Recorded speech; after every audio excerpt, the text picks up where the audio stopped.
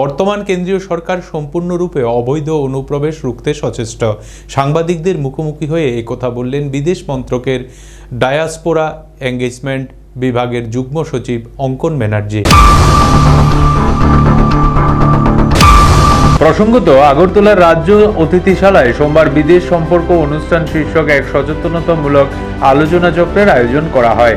রাজ্য স্বরাষ্ট্র দপ্তর বিদেশ মন্ত্রকের সহযোগিতায় প্রথমবারের মতো এই অনুষ্ঠানের আয়োজন করেছে ত্রিপুরায়।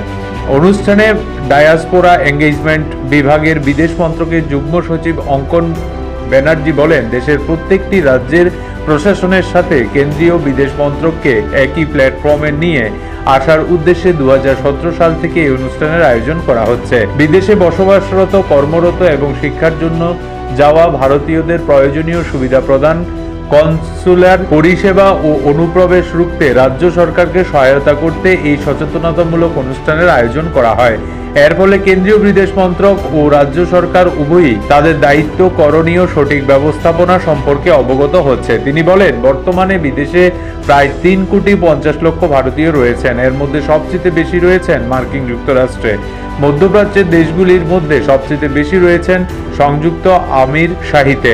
এছাড়াও তিনি কেন্দ্রীয় বিদেশ মন্ত্রক প্রবাসী ভারতীয় বিদেশে কর্মরত ও শিক্ষার সুযোগ নিতে যাওয়া ভারতীয় শিক্ষার্থীদের কিভাবে সাহায্য সহযোগিতা করে থাকে, কিভাবে বিভিন্ন সুবিধা দেওয়া হয় তা নিয়ে বিস্তারিত আলোচনা করেন। অনুষ্ঠানে আলোচনা করতে গিয়ে regional passport officer Ashis Midda বলেন, আরপিও কলকাতার আওতায় পশ্চিমবঙ্গ, ত্রিপুরা, সিকিম, আন্দামান ও নিকোবর দ্বীপপুঞ্জ রয়েছে।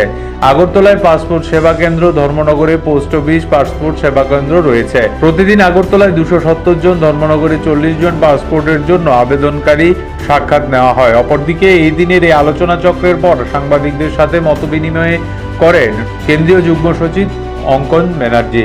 সাংবাদিক বৈঠকে তিনি বলেন, বর্তমান কেন্দ্রীয় সরকার সম্পূর্ণরূপে অবৈধ অনুপ্রবেশ রুখতে সচেষ্ট।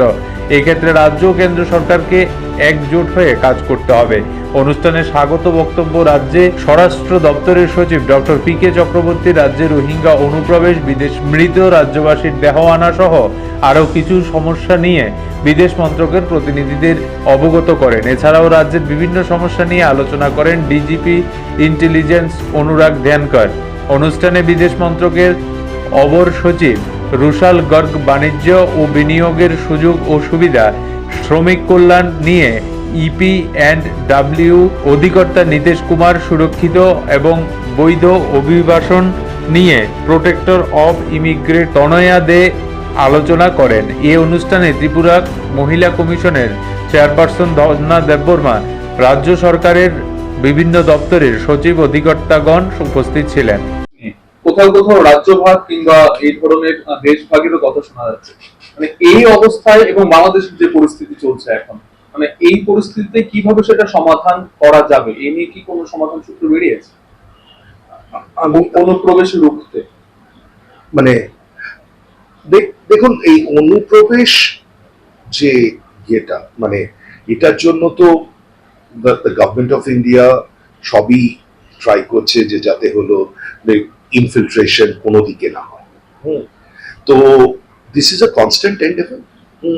We have got our security forces, the BSF is there. So we are trying our best to stop it. But it is a large border. It is not typical to only India and Bangladesh. It is even Mexico and the United States. It is true wherever there is an income disparity. And although the government authorities try their level best to stop this kind of infiltration, we can only try to strengthen it further. It is not that there will be a separate country or separate state. It is not like that. There is no such big proposal with any government. But we have to augment our efforts. That's it. পার্লামেন্টে আমরা একজন সাংসদকে বলতে শুনেছি যে কয়েকটি জেলাকে কেন্দ্রশাসিত জেলা ঘোষণা করা হোক রাজ্য হিসেবে, কারণ কি অবৈধ অনুপ্রবেশ মানে খুব বেড়ে গেছে।